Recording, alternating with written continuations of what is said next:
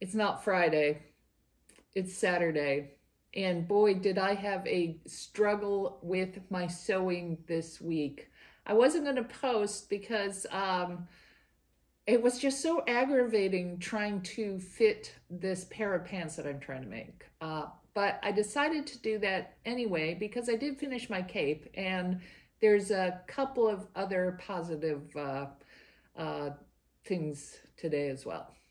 So one thing I wanted to do this year is sew through my stash and not buy anything unless absolutely necessary. So I thought it would be fun to tally up how much I spend each week in my Friday sews, and maybe I'll have a running tally every week and see how much I spend by the end of the year. So this week, well, a couple of weeks ago, I had to buy clasps for my cape. So I bought those, I think I bought 6 clasps for $8.34. So as of January 19th or 20th or whatever day it is, so far I spent that much this year. But I have to say, the cape is one of my most rewarding projects. There's something about creating a fashion statement that nobody else wears, right? It's not just the fabric or the pattern. It's the fact that nobody wears capes anymore. And I'm really trying to bring them back because I tell you, I've worn this outside a couple of times and it's just really awesome. It's easy to flip it on and off.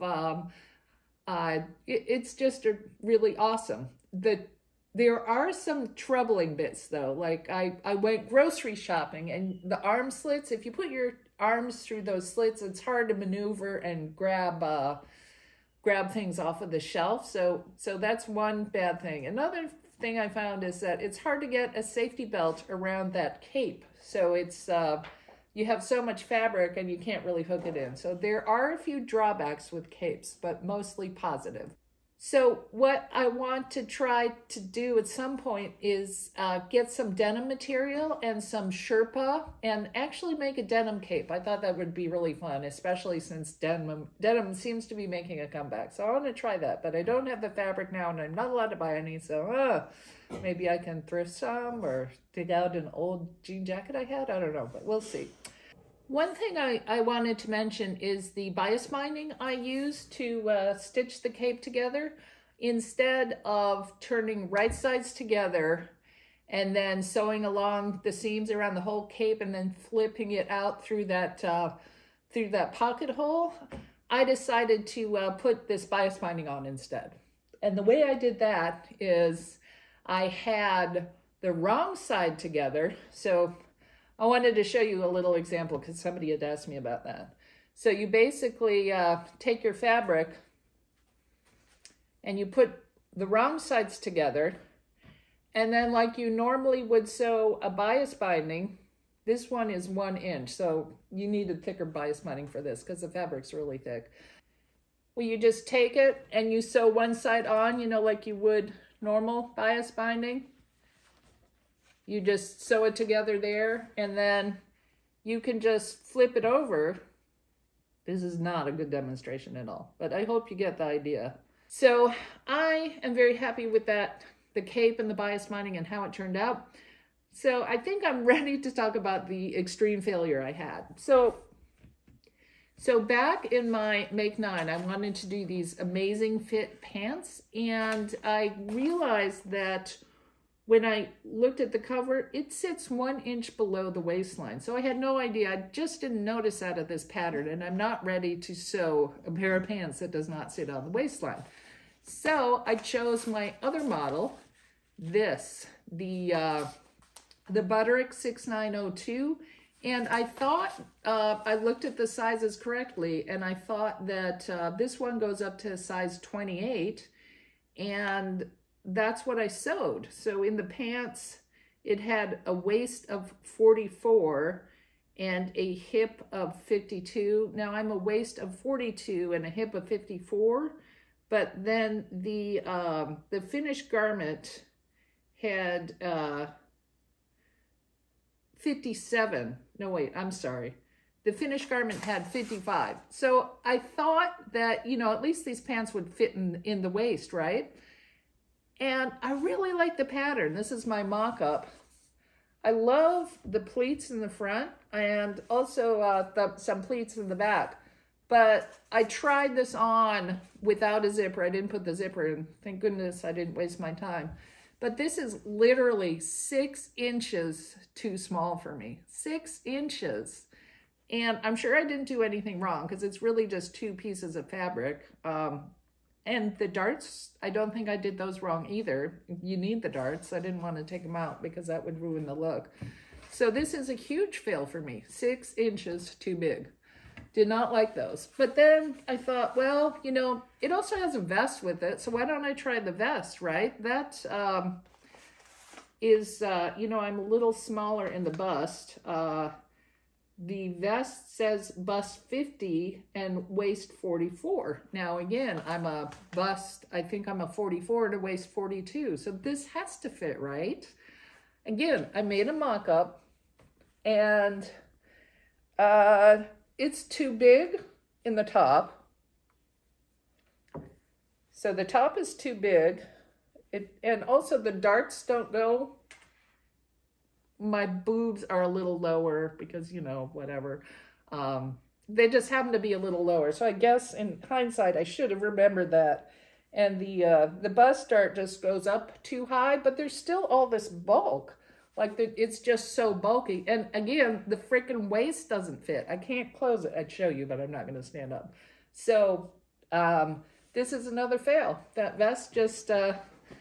I know I could probably figure out some fitting issues, but I just really want to sew for my pattern. So I'm really angry at the pattern.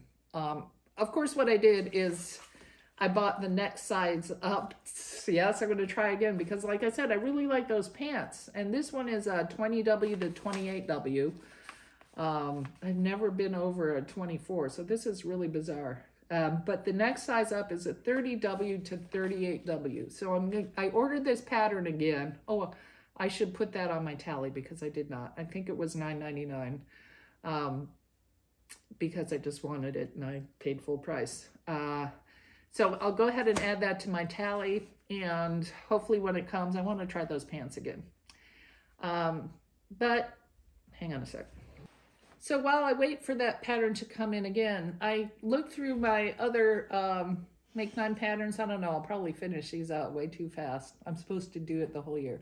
So I looked through my other Make 9 patterns, and I found this dress that I really wanted to make. Now this is a more spring dress pattern, but I sort of need a break from coats. I've made 2 jackets, a cape, and a coat. So I was going to make the Mimi G coat, but I need a break. I need a coat break.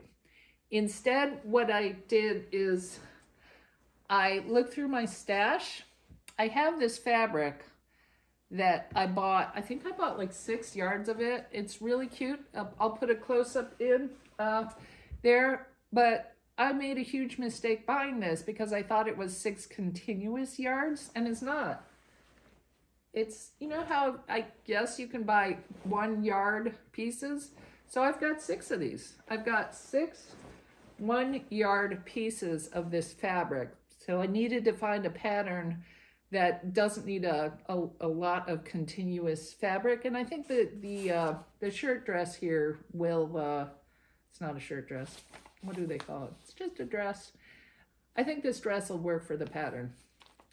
If not, if I don't sew this, I also thought, since I have so much of it, it might be fun to see if I picked out 3 different top patterns, how this fabric would drape with each of those patterns. So this is a really light cotton and super nice material.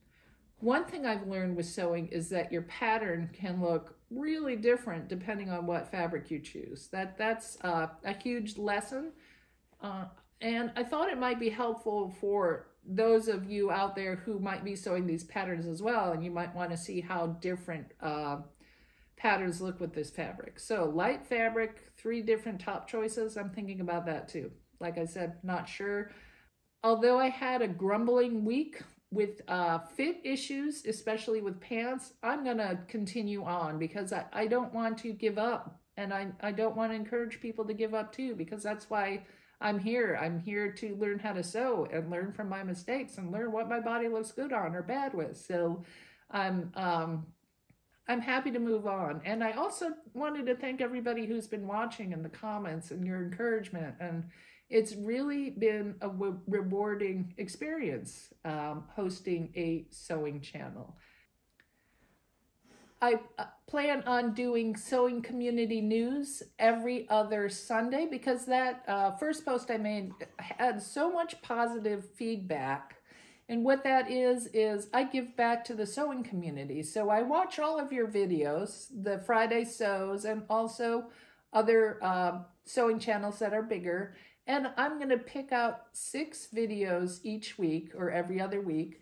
And I'm going to showcase the videos. I'm not going to show any of the video in my video, but what I do is I just take the thumbnail and I let you guys know that there's some really interesting videos out there to watch. So if you're interested in seeing more of that content, please like and subscribe. And I love chatting with you. So thanks a lot. And I look forward to more correspondence. Thanks.